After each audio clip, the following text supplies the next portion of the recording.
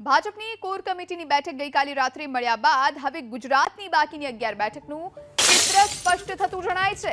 ગુજરાતની 26 પૈકી અગાઉની જેમ જ ઓછામાં ઓછી 6 બેઠકો પર મહિલા ઉમેદવાર ભાજપ ચૂંટણી મેદાનમાં ઉતારે તેવી ચર્ચા અને તર્કની વચ્ચે મહેસાણા અને સુરત બેઠક પરથી મહિલાના સ્થાને પુરુષ ઉમેદવાર ઉતરાય તેવી પણ શક્યતા છે।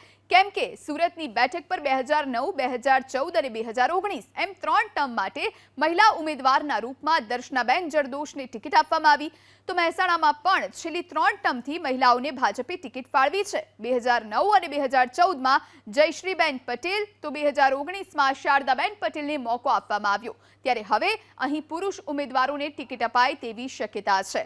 જો સુરતમાંથી પુરુષને ટિકિટ અપાય તો સ્થાનિક સુરતી એવા મુકેશ દલાલ અને મહેસાણાથી ભાજપના પ્રદેશ મહામંત્રી રજનીભાઈ પટેલને ટિકિટ મળે તેવો તર્ક છે।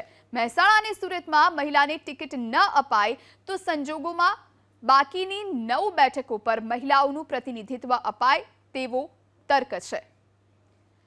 તો હવે ચિત્ર ધીમે ધીમે સ્પષ્ટ થઈ રહ્યું છે અને સુરત અને મહેસાણા બંને બેઠકો એવી છે કે જ્યાં મહિલાઓ કરતા પુરુષોનું નામ ચર્ચાઈ રહ્યું છે। પુરુષને બેઠક જઈ શકે છે।